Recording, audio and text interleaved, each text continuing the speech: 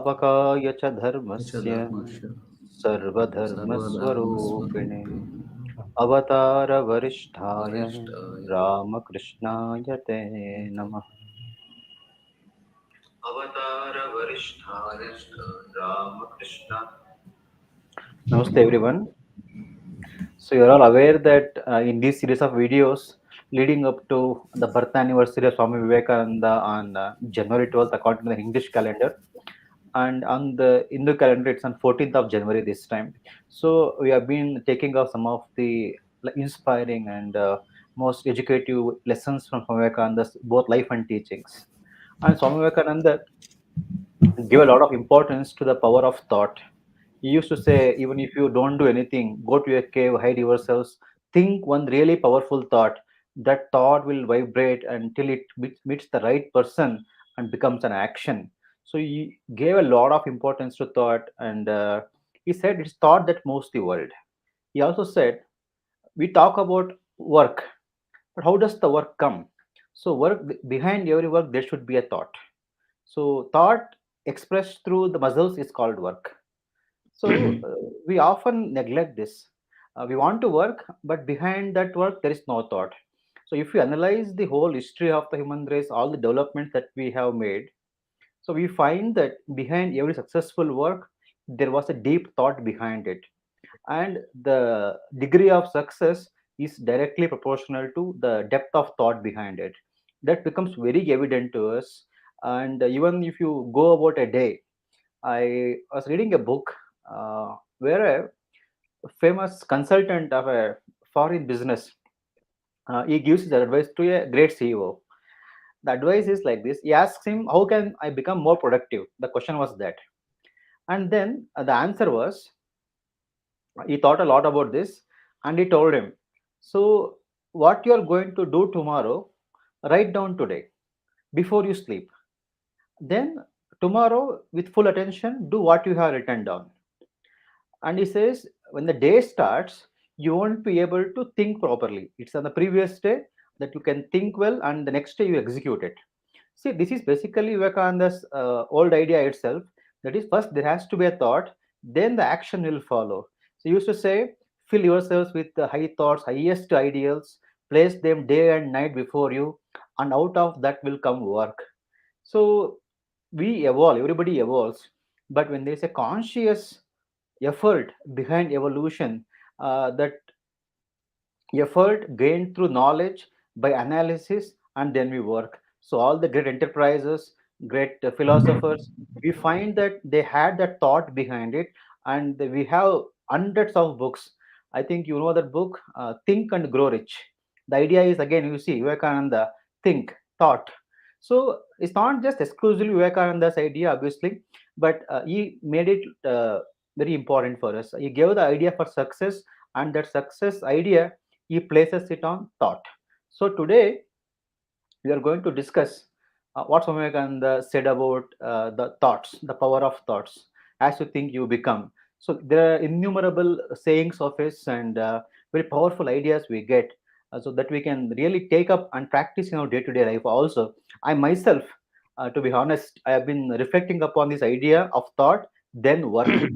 So today we will listen from our participants. As always, we have with us Babu Amaraneni, who is the founder of Vivekavani, who is the main guiding force behind all these programs. So he's with us. And we have Ritesh Raturi, and we have Praneeth Sagar, and also, you know, Balaji has been inspiring us almost every day. So he's with us. So today we will take up this topic, as you think, you become. So the power of thoughts, according to Swami Vivekananda. So we'll start with Balaji. Balaji, I request you to kindly enlighten us about the power of thoughts as told by Vivekananda. Thank you, Navina. And salutations to Divine Mother Kali. Salutations to Uritrayo and Namaste everyone here. Namaste all the participants and also Namaste everyone who has joined. And this is one of the most important topics actually. The thoughts, what we think we become. Swami Vivekananda's important thought. And he has said, if you have to think great thoughts and good thoughts. If you analyze his old teachings, many times he would have spoken about the thoughts, and thoughts. And we are what our thoughts have made us. Take care of what you think. The thoughts, words are secondary. Thoughts live and they travel too far. That's what Swamiji said. Travel thoughts too far. Why he insisted upon thoughts? Because this body is nothing but a crystallized thought. This body is not actually existent in reality. It is a crystallized thought. So our thoughts created the body. When the thoughts are still, you will not feel the body. There won't be any body at all. So this whole world is a projection of our thoughts. This whole world. When you go to deep sleep, do you ever feel your body? Do you ever feel your place around where you sleep? Sometimes you you take a nap, wake up only to get confused. What is the time and where you are? So when you go into deep sleep and you won't hear anything, some people go to deep sleep that they won't be disturbed by any noise around. They will forget where they are. Suppose you're going to a new place and you're sleeping there morning, you will not even understand where you are.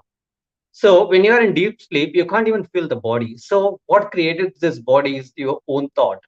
So you have produced your body out of your own thought. So imagine if your thoughts are positive, the body will also become that. If your thoughts are negative, eventually that will reflect upon the body.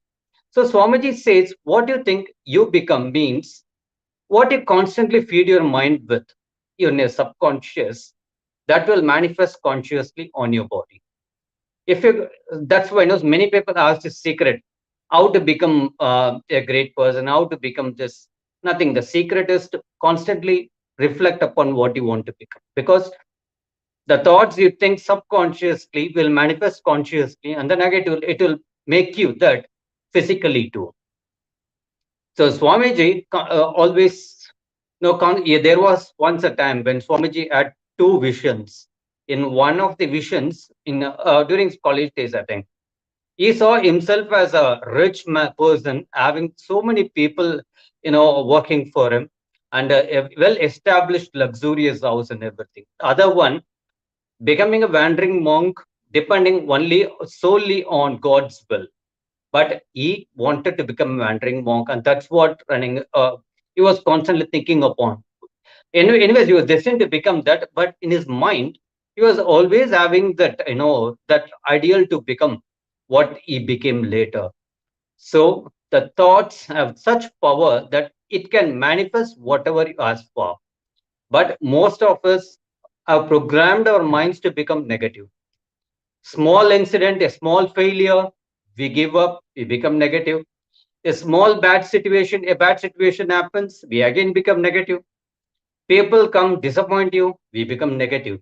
But Swamiji talks about positive thinking. He says when someone thinks negative, he feels like hammer blow on his head. Why is this negative thinking? And he asks, will you become cats and dogs, harboring constantly on negative thoughts? Why he says if you constantly think negative, obviously your body will also manifest. You will become a negative person. Or your body will manifest that. And you can ask what's the correlation with thoughts and body. Imagine you got you get a nightmare. You go to deep sleep and you have a nightmare. You will wake up with a racing heartbeat. If it is only a dream, so how can that manifest on your physical body? Why do you get the racing heartbeat? Why heart is reacting to a thought? So you should ask yourself, doctors say, take care of your heart and think, don't get stressed and depressed, because stress and depression are thoughts and they manifest on your physical body. That means thoughts have direct relation to your body. Thoughts are directly connected to your body. If your thoughts are negative and if you are stressed and depressed, obviously your body is manifesting that, and it will also eventually, have that negative impact on it. So Swamiji says, if you have to think great thoughts and good thoughts. So purity and thought in thoughts, words, and deeds are necessary. Always a thought, because in the end, thoughts define our karma. So you can, have you ever thought, how come the karma is going from one birth to other? Why some people say it's past birth karma, I'm suffering. So how did that karma, how that calculation happens? Because even when the body dies, the thoughts never die. It will go to the other body with your soul. The soul carries the thought body. The thought body will be carried to the other body, other physical body, and then the physical body will eventually react to those thoughts that are already in the subconscious mind. So when you thought, imagine how powerful the thoughts are, because what you have stored in your subconscious mind will eventually go to the next birth too, not only in this birth. So if you're constantly thinking negative, and even if you are in your mind thinking something negative constantly, that is not going to be in this birth only. It will be carried forward. So thoughts are such powerful. So you are almost thinking about 50,000 thoughts a day. What will happen if you are constantly allowing those 50,000 thoughts to define your nature? If suppose you want to clear some examination, some people ask me how to clear some examination, how to become an established person. Simple. In your mind, feed that you are an established person. That's what Swamiji says. What do you think you become? And some people ask me within 1 week, they think and say, why it didn't happen? It's not about a week. It's days, weeks, months, and years. Sometime maybe a year, sometime maybe 2 years. So constantly think. It's not like you think today and tomorrow you will manifest that. Constant thinking, day and night. That's what Swamiji says, build the ideal. And day and night, think on it. Day and night, day and night. When you wake up, think that you are going to become that. When you night, think that you are going to become that. So when you constantly think day and night, day and night, day and night, you can't stop that from manifesting on your physical body. So you will become that person.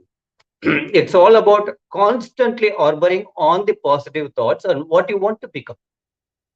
First decide what you want to become, and then day and night tell yourself that you're going to become that. Even when you meditate, if you're going to meditate, close your eyes and just mentally repeat, I'm neither the body nor the mind, I'm the soul, omnipotent, immortal soul, Atman. If you meditate on that, imagine you're not meditating one day, you're meditating for 6 months. In a year, obviously your mind is going to take it. Your cells are going to absorb the thought. Your whole body will be filled with the thought that you are that Atman. So what will happen? Eventually, gradually, your identification with the thoughts and body will lessen. And eventually that you will become the Atman. Have you ever thought where the thoughts come from? They come, they go. We have no idea where they come from. We have no idea where they go. But if you close your eyes eventually and focus on the origin of a thought, you will see it's coming from the heart, the right side. It's not the physical body is the heart. It's like spiritual heart. It will come from the right side. The origin will be there. So it will come from there and it will disappear. But really, do thoughts disappear? They don't disappear. They stay in your subconscious mind for long. So your thoughts never disappear. See, suppose you are thinking that tomorrow a bad thing will happen. It may not happen, but eventually it's not there. But you are constantly thinking it will happen. It will happen. You are manifesting it. Most of the problems we create, they don't exist. And most of the problems, and if you can't achieve anything, God is not to be blamed. That's what Swamiji says. Don't blame God for what you are. Blame yourself, because you have created it for you. You are the creator of your own destiny. Why does he say that? With our thoughts, we created it. We manifested it. See, before something you put into action, you are thinking. Without thinking, there cannot be action. So if you are getting angry, you are going to shout at someone. Before that, anger is a thought, and then it manifests. It comes out. So everything is manufactured by the thought. So if you're having some sort of sufferings now, if you're doing something, don't blame God. It's obviously because you have manifested it with your negative thought. So what is positive thinking? Positive thinking, like not thinking everything will happen all right. That's not possible. Sometimes, things will go wrong. Positive thinking is thinking that no matter what happens, it's for my own good. It will happen. In the end, everything's going to be all right. This is what the positive thinking all about. So when you constantly, if you want to, day and night, if you focus on Swami Vivekananda's teachings, fill them in our minds, and if you are going to focus on them, definitely you will see on your body level also, and on your activities, you will start manifesting those whatever he has said. If he has said you are the Atman, Swamiji always say, meditate that I'm the omnipresent Atman, omnipotent Atman. So if you do it, So no matter, even unconsciously, that will go on in your mind after some time. So what happens? That will fill your cells. The whole body will be filled with the thought someday. Then what happens on a physical level? That's going to manifest. You're going to become someone who is going to be daring, strong, because you're manifesting the power of the Atman because you believe in it.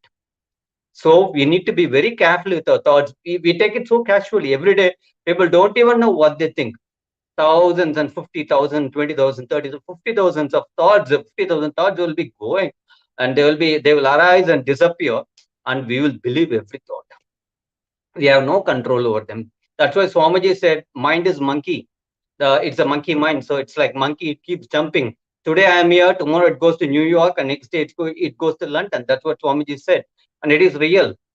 We have any control? No. Mind keeps jumping, and it will go to past 20 years ago what we did, or it will go to 10 years ago what you are going to do. That's what Swamiji said. The present is the only moment. Even if you have to think of the past, you should come to the present, right? So even if you have to think of the future, it is in the present moment you are thinking of it. So Swamiji, think of the present. The future will take care of itself. Otherwise, you are what your thoughts, we are what our thoughts have made us. That's very true. Because we, from our thoughts, have created this body. Who created the body? We ourselves. How? With our thoughts. So how to get rid of this body? Even before the death, it is by making the thoughts null, getting rid of the thoughts. How to get rid of the thoughts? It's meditating, focusing on the thoughts, and detaching yourself from the meditation is not controlling the thoughts will fight back. Meditation is detaching from the thoughts. If you constantly don't pay attention, the thoughts constantly need your attention. So the mind needs your attention. The moment you stop giving attention to the mind will stop bothering you. But we constantly, day and night, we give attention to the mind. We constantly watch it. We believe what it says. If mind says you can't do it, we believe you can't do it. If the mind says you can do it, you believe you can do it. So its mind forces you to believe even what you are not. That's what Swamiji says. You should have constantly positive thinking attitude. This is, I can do anything. Swamiji always says, right? You are everything. You can do everything. You are almighty. You are almighty. You can do anything and everything. Because, but some people ask me, how is it possible? Swamiji said, not. See, this is the attitude we have, that we immediately say, no, it's not possible. Why don't we try? We don't even try. We started believing that we are weak. Swamiji never liked anybody to call themselves weak. He will get angry. He wanted people to believe that they are strong. Say weakness, let it be there. Everyone will have some sort of weakness. But will you constantly think of weakness? That Swamiji said. Don't keep on thinking of weakness. Think of strength. You may have weakness, but it's not your duty to think of weakness. I'm weak. This is weak, and I'm scared. I have fear of this. I have fear of that. Why should be weak? So he says, think of strength instead. Constantly think of strength, that I can do it, and weakness will fly away the moment you think of strength. So think always constantly of positive thoughts, and to have positive thoughts, and never allow weakness to overtake anything. That's what Swami said, never allow weakness to overtake your mind. Weakness is in the thought. The moment you think you can't do something, you can't do something, because you already fixed the mind. And we should always be cautious of what we think, because it determines our karma. What is karma? It's not the action, it's even the thought. Even if you are doing something evil in the thought level, it will also recorded in the karma. Because God hears your thoughts. Your thoughts are being heard by the soul, watches everything. It's witnessing. So the thoughts never die, right? It's going to carry forward. It's going to go into the next birth, and it will keep traveling from one birth to other birth, one birth to other birth, until you decide to stop that and finish that karma. And you are going to kill the thoughts. Until you kill the thoughts, it will travel from one birth to other birth to other birth. Even when people commit suicide, they're killing the body, but the thoughts will again travel to the next birth. The same pain they had in this birth, that will carry forward to the next birth. They will again face the pain again. So how could they escape? Rather, they should fight, and they should try a way to get rid of that and face it. Our Swamiji says, don't run away from problem. You cannot win by running away from problem or your fears. Face them. Once you face them, you'll realize that you can handle anything. The problem is, it will be mustard size, but you will imagine it to be a big mountain. When you face it, you will know it's a mustard. It's not a mountain that you are facing, it's a mustard you are facing. But in your thought, in your imagination, you thought it's a mountain. So Swamiji, once he said, right, when he was going through Varanasi, he went to Varanasi and a group of monkeys started chasing him. Swamiji got scared. He was going as a wandering monk then. Then Swamiji started running and he heard a voice. There was a saint, someone. He heard a voice, stop, turn, face them. And Swamiji stopped. He turned and faced those monkeys. Then they started running. Swamiji said this incident, happened because he learned that lesson. You can't run away from problems and fears. You can never run away. You can only face them. When you face them, they will flee, not you. The moment we refuse to face these problems and situation fears, they will chase and then they will become nightmare. Once you face, once you face them, you will understand that you can handle anything. So Swamiji always says, face your fears, face your problems, and always harbor positive thinking in your mind. No matter what situation happens, never give up. Think that you can do it. Even if the mind says otherwise, don't believe it. Don't believe everything the mind says. The mind might lie to you because the mind doesn't like you to be the master. So it prefers that you be a servant. So it constantly tells you you can't do it and you will fail in it. If mind says you will fail in it, why should you worry? That's not a failure. Tell your mind, no, I will not fail. Even if failure is a lesson, I will try again. Try again and again. You will succeed.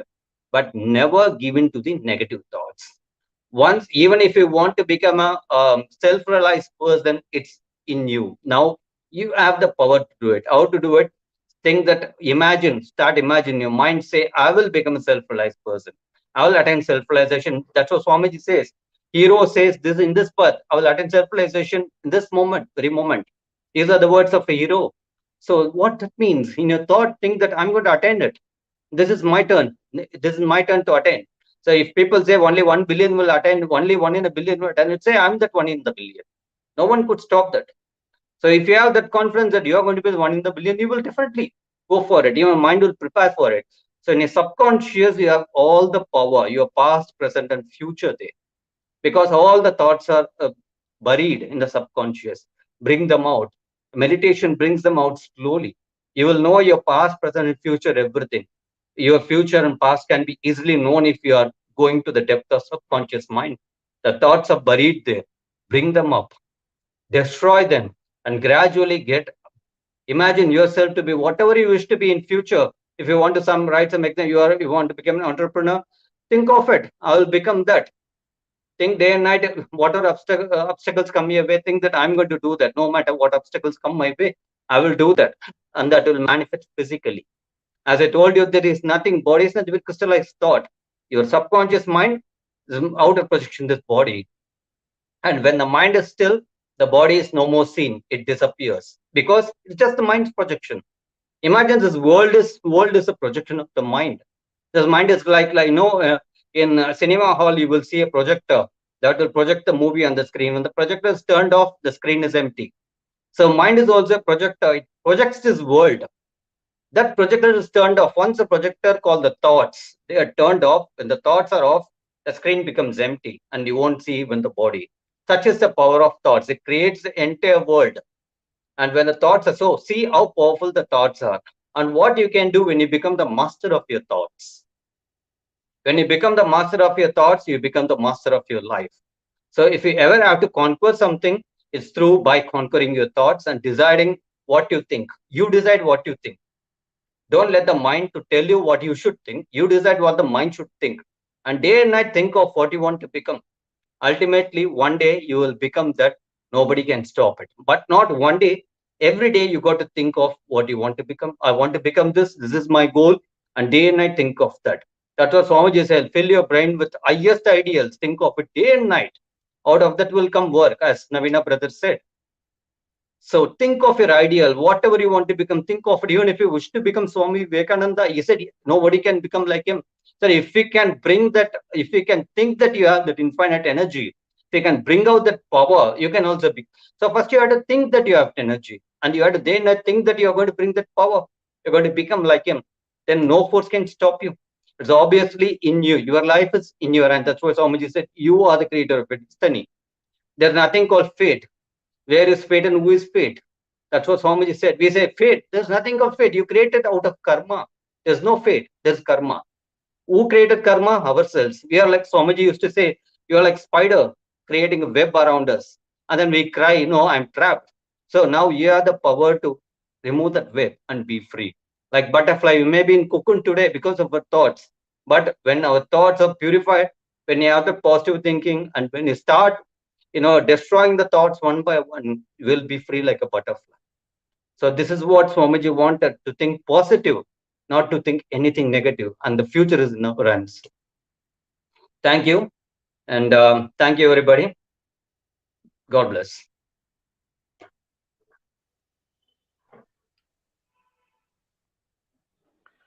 Thank you, Balaji, for those Thank you, insightful brother. words. Yeah, Swami actually even said that we talk too much about work and decry thought. So Definitely. we should not decry thought. Like with the whole world is the evidence of the power of thought of man. So it is so more relevant for us who are on the journey toward perfection, maybe in material adversity, maybe facing spiritual problems or whatever it is. And not only that, even our whole body, as you pointed out rightly, has been created by our thought only. Though we Definitely. think we have nothing to do with our body, but Swami Vivekananda says that as we are creating our body today also by eating drinking and all that stuff, the same way we have manufactured this body from time immemorial. So it is the thought Mm, that has brought us so much so far. So this is a very important topic that Swami Vivekananda tells us, and this has to be, we can see the results very quickly itself. So even if you plan for the next action, any work we do, any small work we take up, any event we want to organize, so we see that we do it unconsciously whenever we want to have some success. Somehow we seem to get together and have that thought process in place and get the results also. But this has to be a more conscious process encompassing all aspects of life. So there should be a of thought course. behind, then the work should follow. So that's a very key thing. I think everybody, every one of us, have to consciously start practicing this in every aspect of life. As Swami Vivekananda used to say, my ideal indeed can be put into a few words, and that is to preach unto mankind their divinity and how to make it manifest in every moment of life. So this is very much to do with our thought process. So as we think, we become. So it's a wonderful way you put it, and Thank you. thankful to you as always. My So we pleasure. have, thank you, and we have some more participants, and may I request Babu Amaranini to share some of his thoughts on thought power. We'll allow Praneeth first. After that, I will speak. Praneeth. Yes, sir. Namaste, everyone. Namaste to all the participants and all the viewers. So, already Balaji sir and Navin brother covered most of things which are like very common and very common to all the human beings, irrespective of where they live. Because human is a human, whether they are in America, Australia, New Zealand, or India. So it works, and it works like truth. Truth is universal. So human mind and emotions are universal, right? So if we know them, no matter where they are same. So Swamiji says that always keep that joyful mindset, because we know that when some people surround us, we feel so comfortable, and simultaneously when someone surround us, we feel so uncomfortable, because because it has its own impact. So that's why being joyful always really have its own impact, and through that vibes it also connects other people. So it is highly recommended that we all always need to be like cheerful and joyful, because it impacts the other and surroundings also. So yeah, Swamiji says that. And we often see that a lot of students, school students, say that when teacher asks that why you are not able to do your homework, because most of the time they forget to do it. Why they forget? Because if we go a little bit deeper, because they don't have the thought that while playing that I need to do homework. So what Swamiji says that no thought, no work. So if we don't get the thought that okay, I have homework to do, then how they will do it?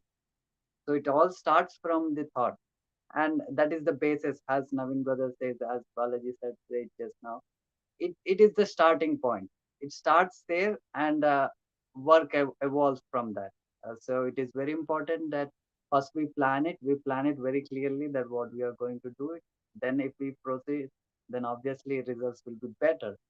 And Swamiji always highlights that whatever you think, you become that. If you think yourself weak, weak you will be. If you think yourself strong, strong you will be. There's a story of a boy, like he used to sneeze a lot.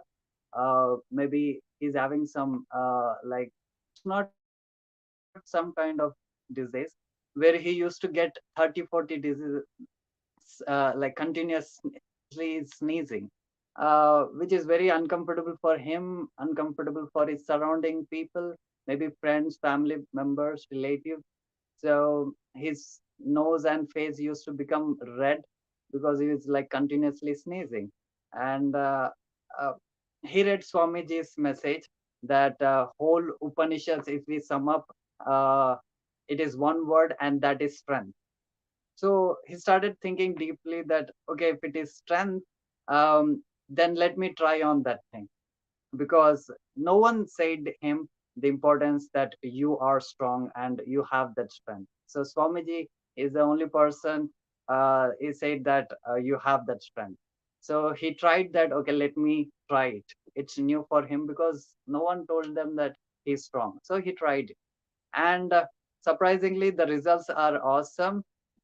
It's not, it didn't work miraculously. It happened in a systematic way. When he thought that, okay, I'm strong, he started believing it. So such kind of thoughts used to come. Instead of suffering it, he started thinking, okay, why sneezing is happening to me, like from where it is producing, what is happening. He started analyzing his breath. He started where it's starting and all these things. Now he did some pranayama, learned all these things. Now his breath and all these things are under control. And from 90% of sneezing, he came to only 1% of sneezing. There is no sneezing right now.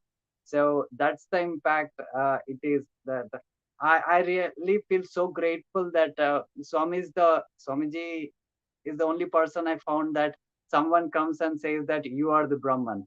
Swamiji is the only person says that you have that infinite state. Swamiji comes and tells that you can become like me. It's very rare in my society, in this society, that people say that you are strong, you can do anything and everything, believe in yourself.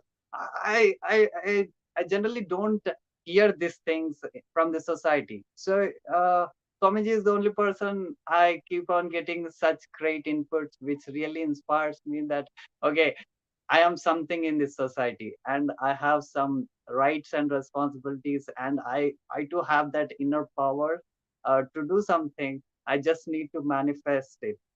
So such things really inspire me a lot, because that boy is none other than me. It's me actually, who is having a lot of that teasing, and now it is under control because I did a lot of research. If Swamiji is saying it's not just a random word, I think he had a lot of suffering. Then he realized all these things. If it is wrong, then what's the use of following Swamiji? So I thought, okay, let me give it a try. What's wrong in that? Because I had only two options. One is to continuously suffer with that thing. Another is to try and test it. I tried it. I took little bit risk, and I won the game, and that changed a lot of things. So Swamiji always says that face this situation and face it boldly. This really has a great impact, because facing is just not enough. Facing it boldly gives different results. So that happened many times that I faced the challenges boldly, and results came in a great way.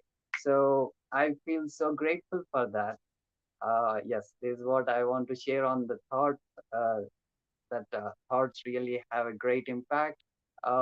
Because see, I feel that the listeners are the greatest for me.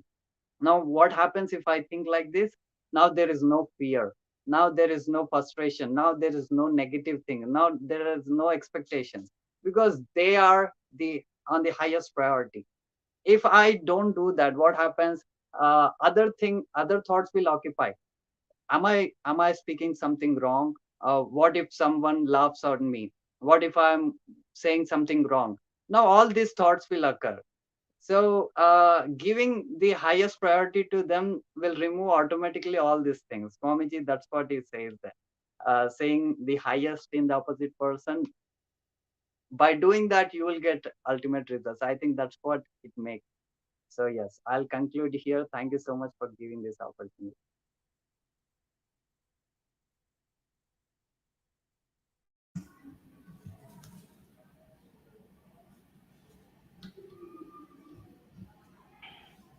Thanks a lot, Praneeth. I have this problem of sneezing, so there's definitely a lot to learn from you. And to a certain extent, I have controlled it now because of so many things. But it's interesting that you mentioned that that thought process that should go behind, because most of the times you see what to speak of fatality as a fate, something has happened to me, I worry about it more rather than thinking about the solutions, because we can't really change the current situation.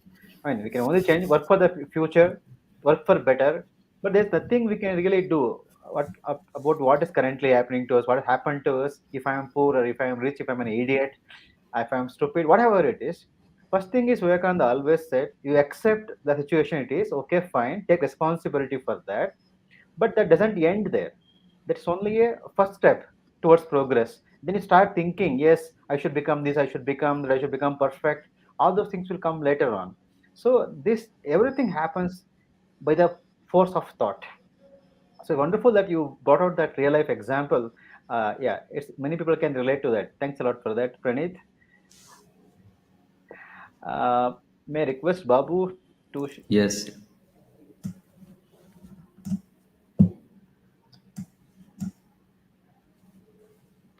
yes. Namaste, everyone. I will tell a story regarding this. Once a person feeling depressed with the monotony in life started a pilgrimage to Kashi. And after walking for so long, he died and saw a tree nearby. He wanted to take some rest because in the extreme heat he felt so tired. He went near the tree and sat there to take some rest. Actually, under that tree, so many sadhus and rishis meditated for so long. The tree attained so many powers, it became a kalpataru, wish fulfilling tree. Whatever a person thinks under the tree, it will be fulfilled. So that person sitting under the tree started thinking, if I could have a shower here, it will be very good. Suddenly, the water started falling on him. So he felt so happy. Immediately he thought, if I could have some new clothes, it will be amazing. Immediately there were so many good clothes there. So he took some of them. Then he thought, yeah, now everything is fine. If I can have some good food, it will be amazing. All of a sudden, so many delicacies were there to eat. So he ate. He ate. After that, he took rest. He slept for 3 or 4 hours. Then, in a after 4 hours of rest, he woke up and started thinking, everything is fine now. Just I wanted to see my wife once. The moment he thought of his wife, she is present there. Then he's all of a sudden got scared. Hey, my wife is almost 200 kilometers away. Who is she? All of a sudden she came. Maybe this is a ghost. He thought. The moment he thought of ghost, she became ghost. Then he immediately thought, hey, it may eat me. All of a sudden he started eating him. Finally he died. Sitting under the wish fulfilling tree, he died finally. So here he never wanted his wife to become ghost. He didn't want that. Because he created those thoughts, it happened. His wife became a ghost. And he didn't want that ghost to eat him. It's just because he created those things, it happened like that ghost ate him. This way, similarly, what happens in our life is that we want something. We, for suppose, this is the common question everyone asks. I want to meditate. I want to meditate, but I am unable to meditate. See, it is not the meditation. What precedes the meditation? Throughout the day, what kind of things, what thoughts we are creating, what actions we are doing. As Swami Vivekananda says, it is always all those small impressions, all those little waves creates a bigger wave. It's not just one big wave. People, we only recognize, we only think of that meditation time, we only see those big waves. But if you pay close attention, if you pay close attention, it is the combination of all those small waves coming together and becoming a big wave. Becoming a big wave. So if you create more and more positive thoughts and started doing, repeating good things, we only manifest those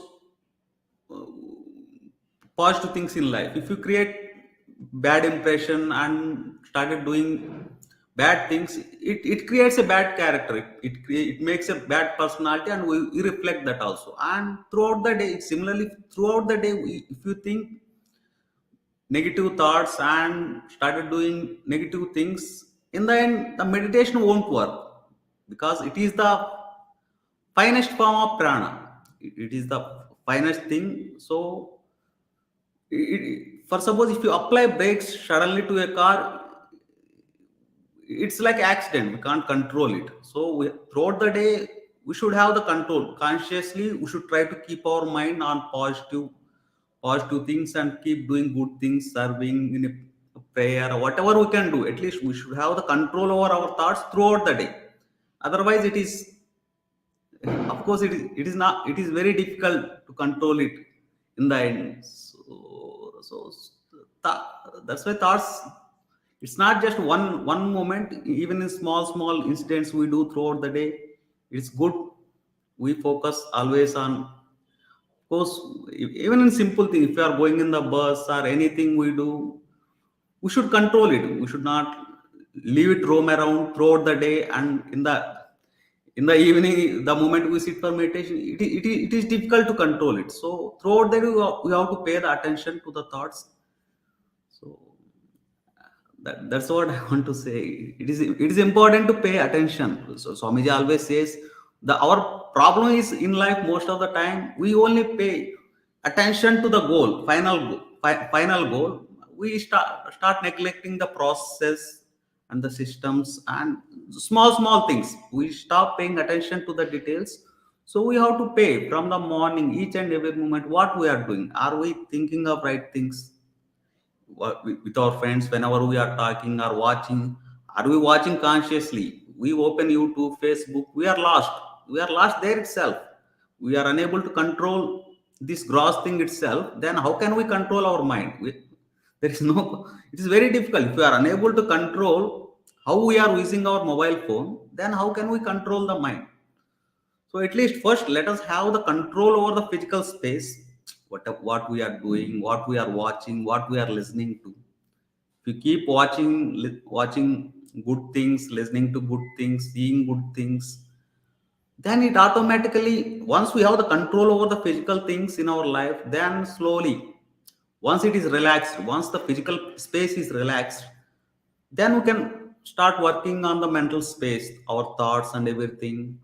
So it must be a natural progression. Once we pay attention to small things, slowly we go towards the goal. Of course, from the beginning we have our eye on the goal, but attention must be played at every stage, whether we are paying attention, controlling consciously these small details. Ultimately, all those impressions, all those repeated actions culminate in that final goal.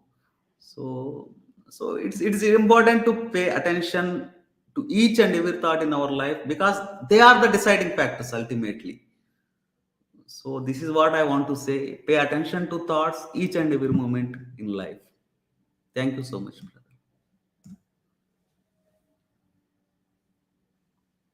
Yeah, thank you, Babu. That was a very good insight. If we cannot control how we use our mobile, obviously there's little hope for us and how to control our minds. Basically, as you rightly pointed out, Swamiji says, we notice the big waves in the ocean or in a river if you go sometimes. But behind these big waves, basically a big wave is an aggregate of smaller waves. So the big wave is seen, but smaller waves are not seen. So when Swami Vivekananda spoke of karma yoga, he said that our karma is the sum aggregate of everything that we have thought, done in our lives. So every small thing that we think we do goes a long way in building our character and shaping our thoughts and thereby shaping our destiny also. So when Swami Vivekananda said how to make the divinity manifest in every moment of life, he went to the very heart of the problem. Because we often think, Vivekananda used to say, never judge a man by the great things he does. Every fool can also become a great man someday. He can do a great thing. But observe a man how he does his smallest acts. Those are indeed the things which tell you about the real character of a great man. Watch how he speaks, how he sits. And if you know the Bhagavad Gita, Arjuna asks Krishna, how does a man of steady wisdom, that is the one who has realized the self, how does he sit, how does he eat, how does he walk? This is the question. He didn't ask him how does he speak, I mean, in the sense, how does he lecture? No, that was not the question asked. How does he behave in every day to day activities? So, especially if you observe, especially in India, we have this tradition of monasticism. This is something I've been observing very closely. Especially I stay outside the monastery, and I see people around me, and I see myself also how we handle things, how we behave with various people, and what's our attitude towards work. But when I go to say Ramakrishna Mission, I observe the monks how meticulous they are. These may sound trifle, but they're not a trifle. I was in Almora a few years back. One old sadhu is looking after the center there. I went to meet him for the first time after visiting that place. It was around 9:30 in the evening. So Maharaj was seated on his desk. It was a little bit interior. Then Maharaj told me, "Can you kindly get me a diary, which is in the veranda, basically?" So okay, I went and brought it to him. Maharaj still uses all these diaries to note down the phone numbers and all. So he noted down some phone number. Then even before he spoke anything to me, I'm a newcomer there. He told, kindly go and keep this diary exactly where it was. Otherwise, it will cause a lot of problems to me. Then I went and kept the diary there. Then I came back. I learned a very great lesson in my life that day. I myself, I used to misplace the keys a lot. Even I see people around me, how they mess up things. Never think these are trifles. They really shape our character. And once Swamiji, Raghaveshananji Maharaj, once I met him in Belgaum. There was a Japa Yajna program going on, and I had an opportunity to have a personal interaction with Maharaj during after the dinner. Then I asked Maharaj, Maharaj, I have this problem of focusing on one thing at a time.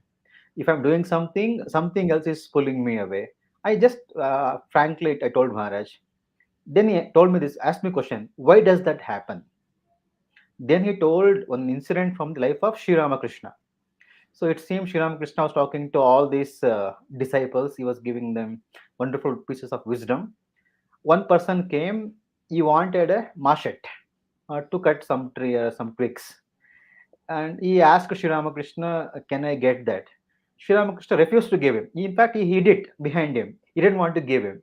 Vivekananda was like, please give him. He's a poor man. He will give it back. He will use it for some time. Sri Ramakrishna didn't want to give. But somehow he was persuaded that he should give that. So then he gave it. So after 2 hours, 3 hours, that didn't come back. Then Sri Ramakrishna told Narayan or somebody who was there, you go and search there in the garden. It would have been thrown somewhere. You go and get it. Then it was found that it was thrown somewhere like that, and it was brought back. Then Sri Ramakrishna told, don't think that I used some yogic powers to not to give him that, but I could make out of the person how inattentive he is to what are things that are being done. So this is a very important thing. So we always talk of big things. No, even a small thing is very important. I think this is where we become more conscious of our own existence. So when we start observing minor things that we are doing, as Babu rightly pointed out on the mobile, that's more tangible basically. But if you go a little bit more back, it can go as far back as in the morning you pick up a newspaper. How mechanically you open some pages, you'll be astonished to find it. You'll be opening the last page as the middle page. There's no thought behind it. It's so mechanical and so programmed. It is so scary, not because we're opening the last page of that, but because we are doing it unconsciously. We can do anything unconsciously, as a matter of fact, if that is the case. So to live consciously, to become aware of our own existence, to develop that awareness is the most important thing. So once we start becoming aware of our actions, the more tangible actions, we will be in a better position to become aware of our thoughts, what goes on in the mind. When you sit to meditate, we'll have the capacity to observe our thoughts. We talk so much of meditation and all that stuff, but that has to be complemented by the way we live. So Yatishwaranji Maharaj used to always say, if you have to have a meditation, a good meditation for 20 minutes, you have to be aware, you have to be mindful, you have to practice for 20 hours during the day. What you are doing when you are sleeping, whatever you are doing, to have a good meditation of half an hour, you have to practice for almost 20 hours a day. So that's how we have to be conscious. It may sound like asking too much about us, pressurizing us. It may be so, but this is only on the way, because the bliss we get by becoming aware of ourselves, it has no comparison. And secondly, there is no other goal. We are all here to become conscious of our real nature, to know what we really are, and for that, being aware is very important. And this awareness comes when you start paying thoughts to everything that we do, and that's at the individual level. And as far as our actions are concerned, the big things, you want to become a businessman, you want to become a spiritual person, everything has to be driven by a thought. And recently revered Sarapriyananji Maharaj, he was asking us in a lecture, if you ask any monk, maybe a senior monk or someone who joined the Ramakrishna order, just on that day, it's the first day, why you have joined Ramakrishna mission? What's the reason behind it? So obviously they will tell you to realize God. So that thought has to be there. So there should be a thought behind our life, behind our existence, without which, what are we living for? It's a dead existence. It's simply going to dash against something and fall down. We lose all the powers. So Swami Vivekananda used to say, fill yourself with the thought of your almightiness. So Swamiji, he did one wonderful thing. And he even said that, the progression is not on a straight line. In the sense, it keeps on going. It's on a straight line, but a straight line projected infinitely comes back to the same point. So he said, we have all begun in God. So we are going back to God. So what we have to do throughout this journey, we have to struggle. The whole life is about realizing that oneness with God, to become more aware of our existence. So conscious awareness, the struggle to be, one with God. So this idea, Swamiji said, because you are God, because you already have all these powers within you, though we may feel that we don't have, looking at my own face, my mirror, I may not feel like I have all these powers. Swamiji said, how do you know how many powers are lurking behind this frame of yours? What has the universe known is but an infinitesimal part of what is behind every man. Behind every man is infinite strength. So that has to be called out. So Swamiji gives us that hope that we have an infinite strength within us. And then he says, fill yourselves with the thought of your almightiness. Whatever may be my external appearance, whatever may be the condition of my mind, despite all this, fill yourselves with that highest thought about yourselves, what you really are. Then out, meditate upon that. Think you are that. Then out of that come will work as the world has never seen. Swamiji says this. So when we really think we are God, if you look at Vivekananda's lectures, you'll be astonished sometimes. You'll be speaking like, I am what I am. I am the ocean on which Buddha cries for the waves. You should see that. Then you will think, wow, this man is talking like this, like Bhagavan Krishna in the Bhagavad Gita. He is telling, Aham Sarvasya Prabhavo, Matta Sarvam Pravartate. He's saying like that, I am the Lord of everything, everything has come out of me. So, because Krishna could identify himself with the Atman, that was the message of the Bhagavad Gita according to Swami Vivekananda. He could say that, and he could manifest Vishwarupa also. And in Vivekananda's life also, when he spoke about it, he himself was very much aware of his divine inheritance. He was one with that. So he says the same thing to us: become more conscious of your own existence, your infinite powers. Then you will be able to do such works as the world has never seen. So we're all struggling towards that. All the sessions are basically to remind ourselves that there is infinite power within us, and we have to become more conscious of that, and we have to express it more and more in our daily actions. So when you look at Vivekananda, don't look at him like some great man. He was a great man, that's secondary. There are many great men in this world who have done some great things, but Vivekananda's greatness is not only in his greatness, but in the fact that he stands as a guiding light to all of us through all eternity. From morning to evening, you can reflect on his thoughts. It's such a wonder that we have someone like him who was so unselfish, so knowledgeable, so compassionate, showing the way to us. He sacrificed himself. As he said, he made a human bridge of himself over which millions will cross this ocean of life.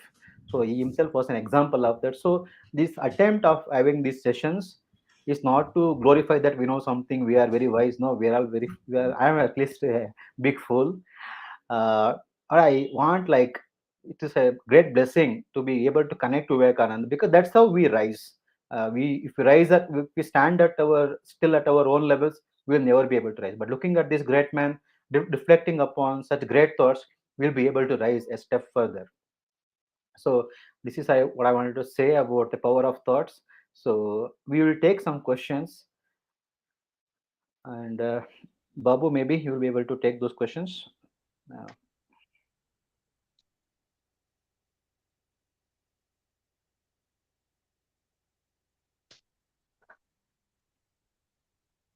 Yeah, the first question comes from Rohan.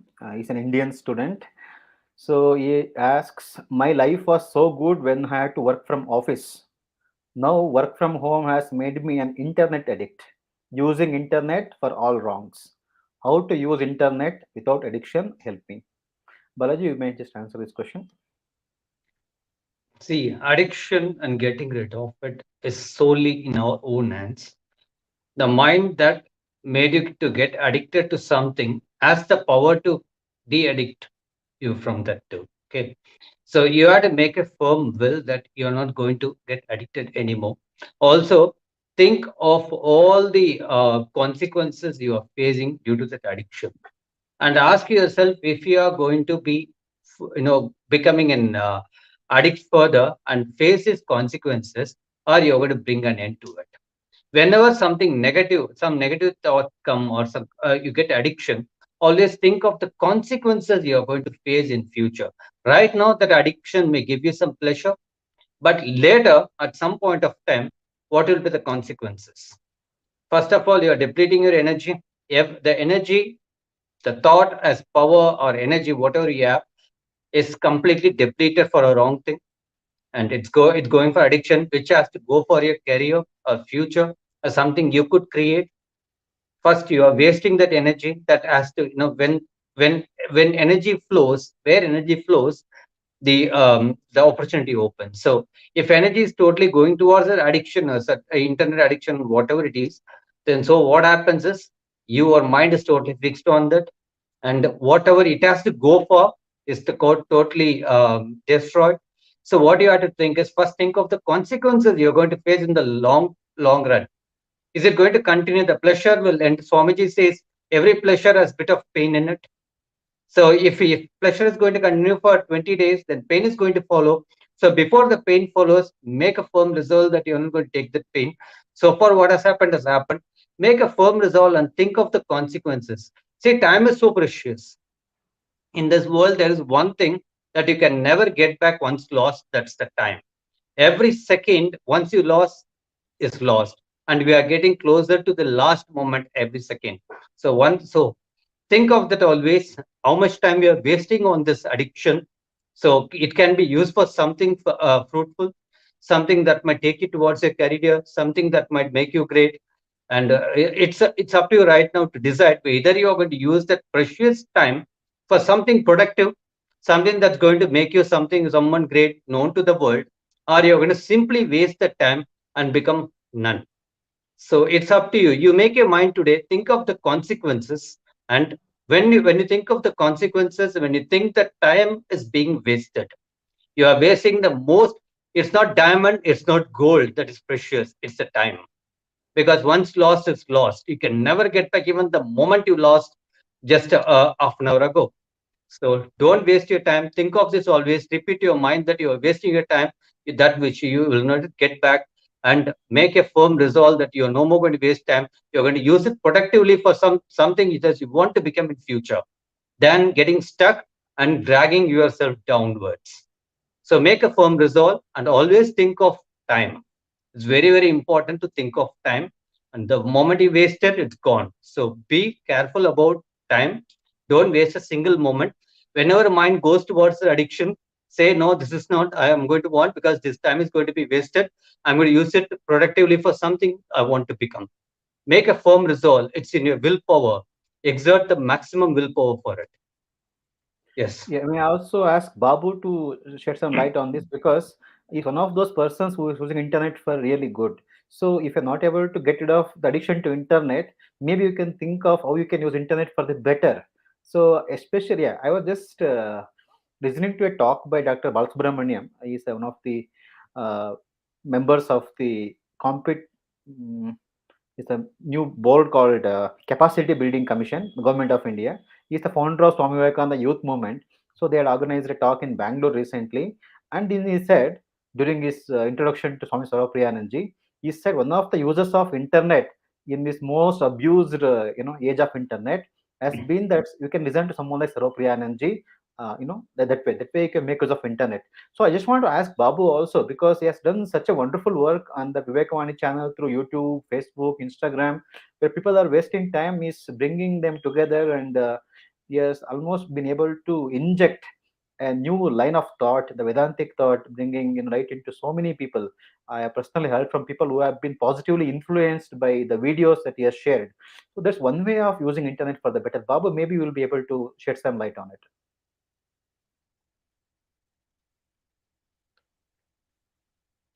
Babu, you have to unmute yourself.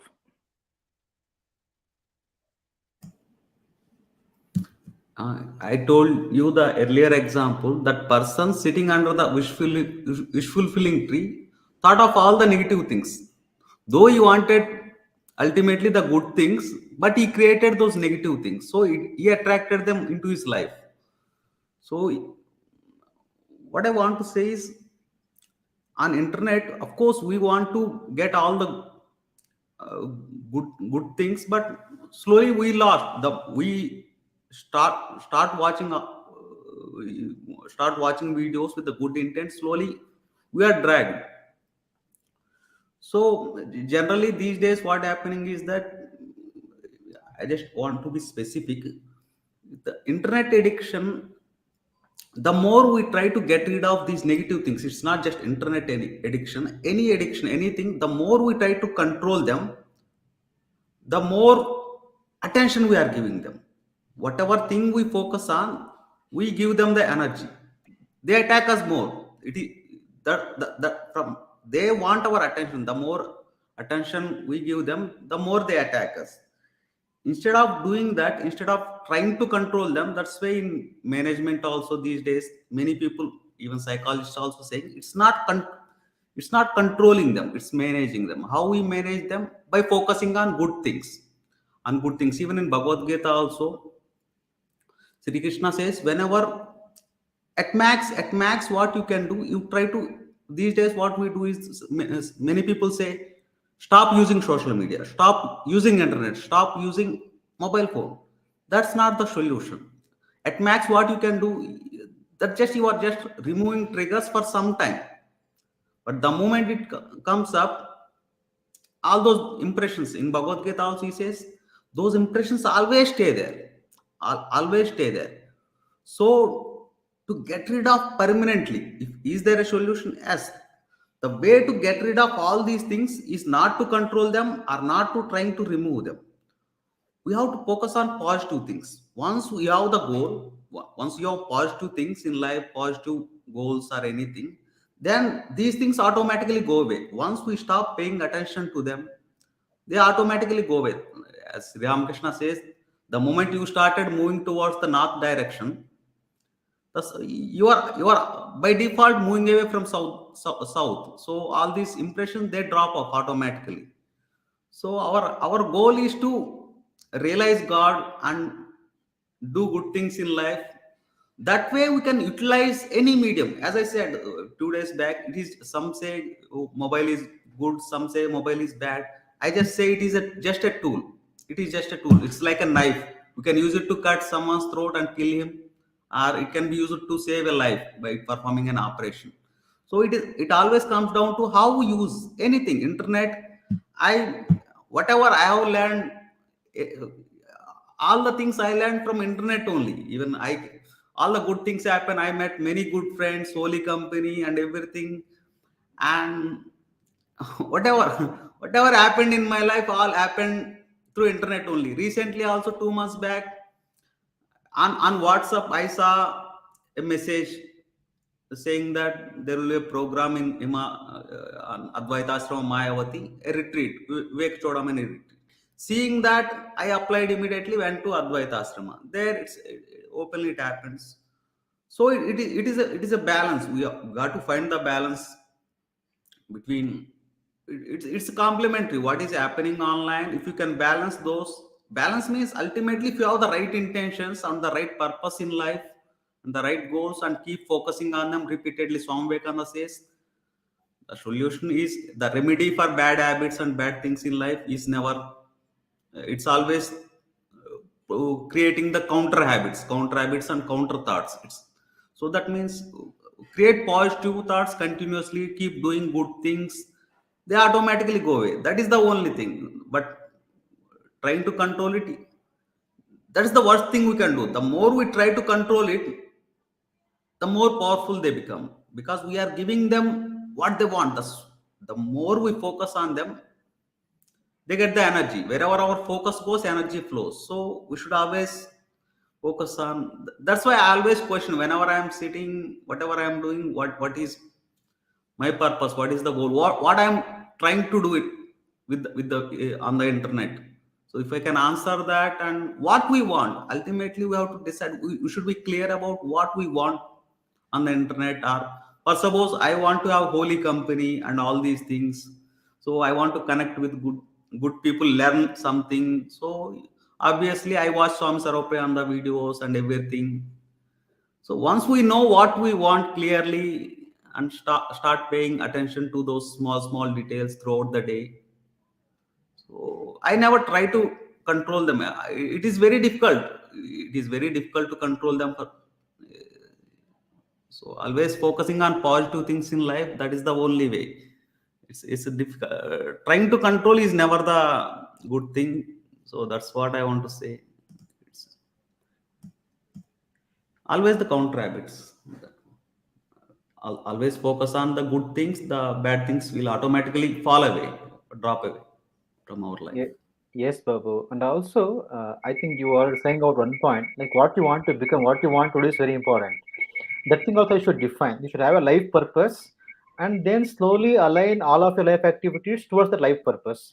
So if you take up individual activities, sometimes you not have that conviction to do what you should be doing. But if you have a purpose for your life, then you're going to, do things better.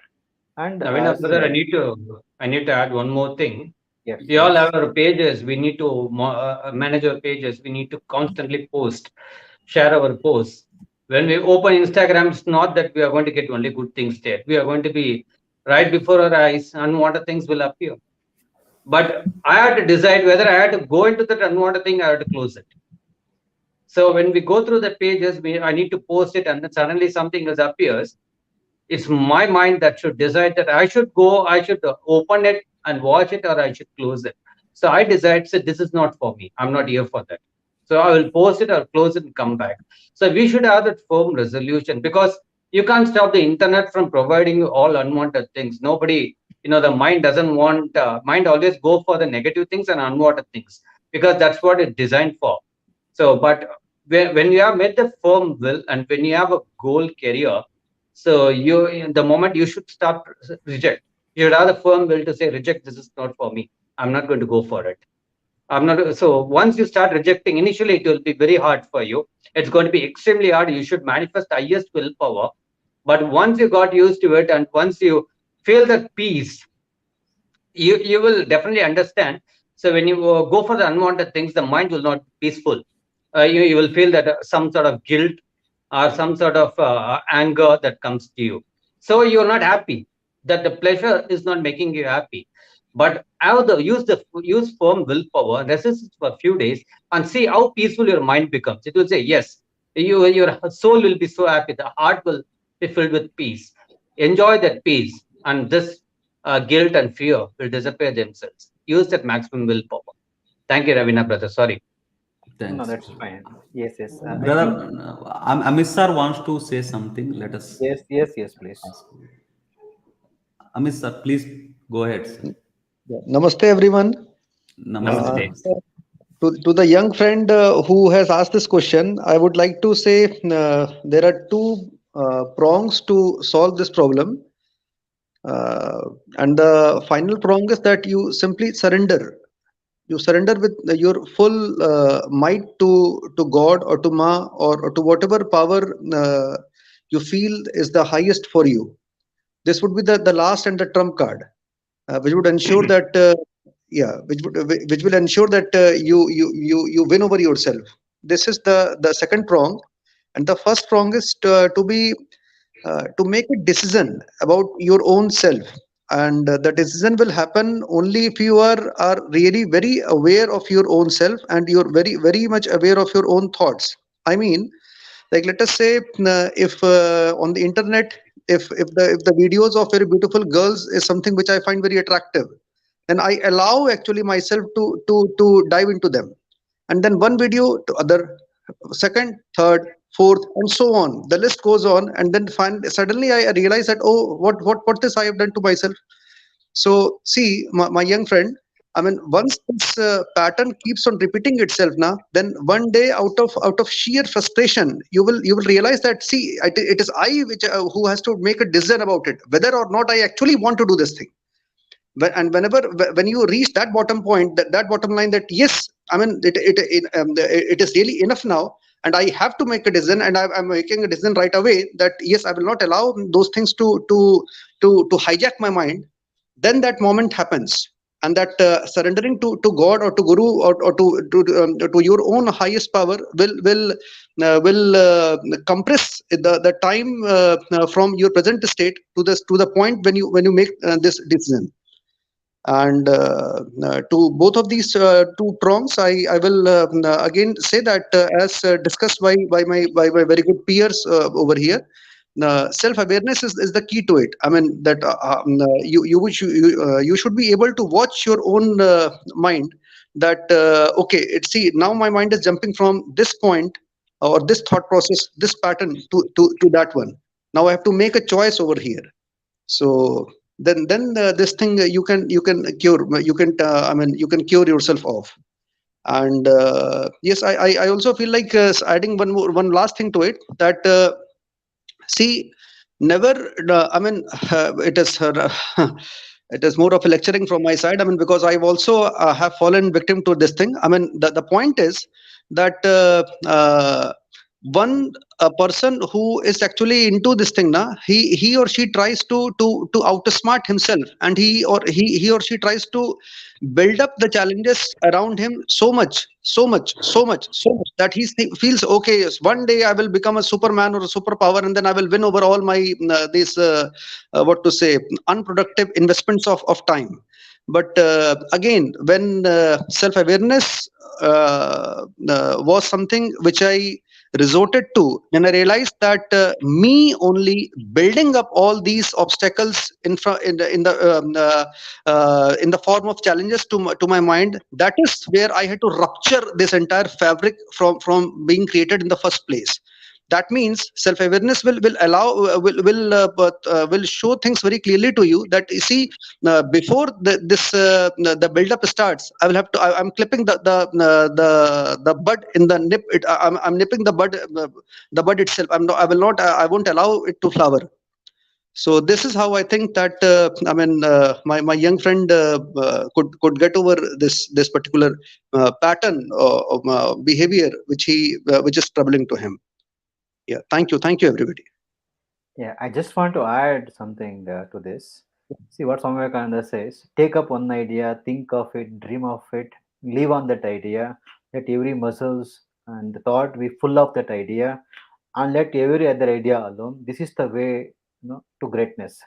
So the thing is, most of us, we do not have purpose to our life. That's why we involve in all these things. So that's very important. See, when you talk of Vivekananda, he says, "You are God. You become one with God. Manifest great powers. Do something great for the country. Become a great man, either in business or in literature or in arts or in science. Do something great. Express your divinity."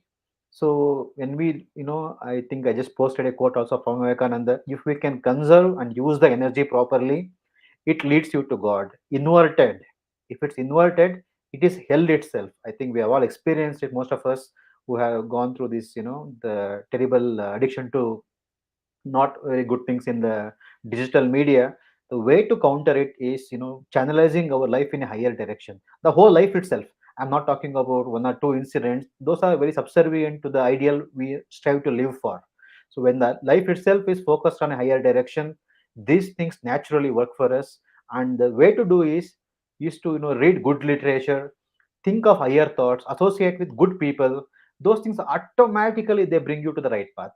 So it's just not about avoiding social media, but go to a Ramakrishna Math or any other organization, do some voluntary service, get your mind back on track. Go to some conferences, attend some conferences, listen to people from various walks of life. Go to the airport, just see how things are organized. So let the mind come out of that lower level of sense enjoyment. The moment it does that, next is the intellectual level, then the spiritual level. So we have to keep progressing, and as Swami Vivekananda said, arise, awake, and stop not till the goal is reached. This is what he meant, to become more aware of our existence, to get an awakening into our life, and to progress towards perfection. So we still have questions, but I think we are run out of time today. So I request the participants who has these questions to to come back tomorrow. Maybe I can do one thing. Babu, maybe you can share Balaji's maybe in Twitter or a Facebook ID. Maybe you'll be able to answer some of those questions. So we have come to almost 10 o'clock. I think it's difficult to take two more questions now. So today we are going to end the session here. We welcome you to come back tomorrow.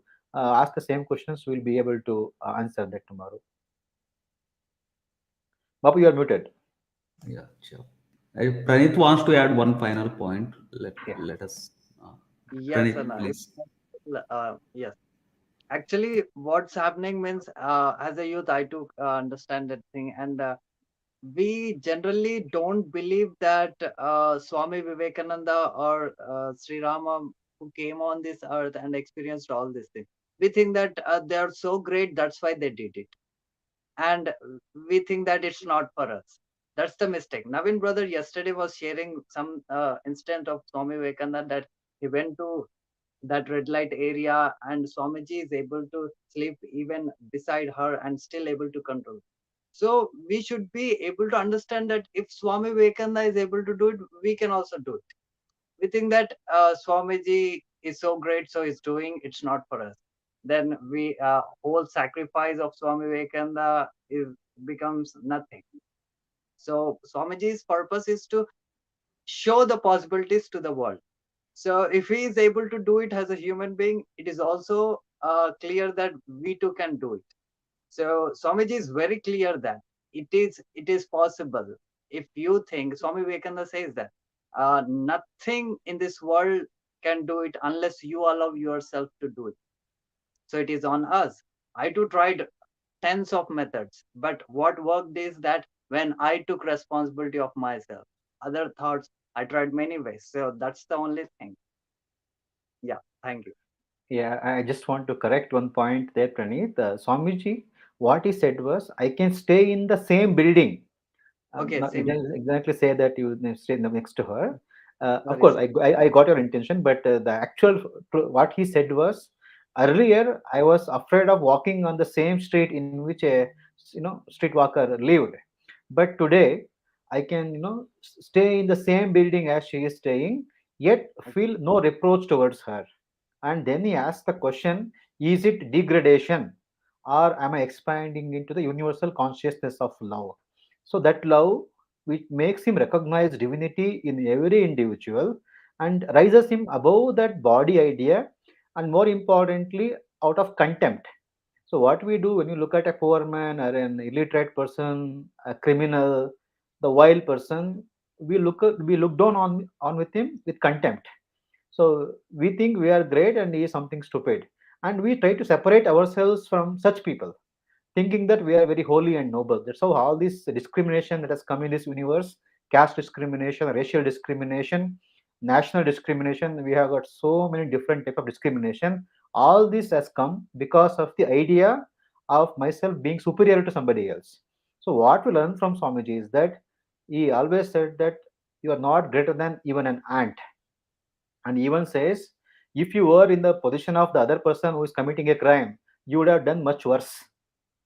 What you So that's what, so we should not become very proud of ourselves in the sense of being superior to somebody, but be humble, be a servant of all, and realize yourself in everyone. That's the whole message of the Bhagavad Gita. See me in all, Krishna says. So we have to see God in everything, despite everything that scares us on the surface. It could be anything, it could be a crime, it could be so many immoral things, whatever it is, but that is not our duty. Our duty is to remember the God in every human being, basically. So that is the ideal we have to get. That's we have to practice. It's a lifetime work, but that we all shall strive for it. May Shri Ramakrishna bless us with that ultimate vision. So thanks a lot, all these co-panelists. It's always wonderful to reflect on Swamiji's ideas. We can go on talking. It will be, we can spend the whole night talking about Swami Vivekananda, but we also should practice. So the thoughts we feel in our minds, but the next day we have to remember them. Basically, the first step is you hear them, then you think and reflect on them, then you start practicing it. So that's what we should be doing. Let's all try to do it. So thanks a lot for watching us and being with us today. So we'll try to continue sessions, and we'll be sharing the links on different social media. So we look forward to see you again tomorrow. May Bhagwan Shri Ramakrishna bless us all. Om Shanti Shanti Shanti. Hari Om Tat Sat. Shri Ramakrishna Arpanamastu. Thank you.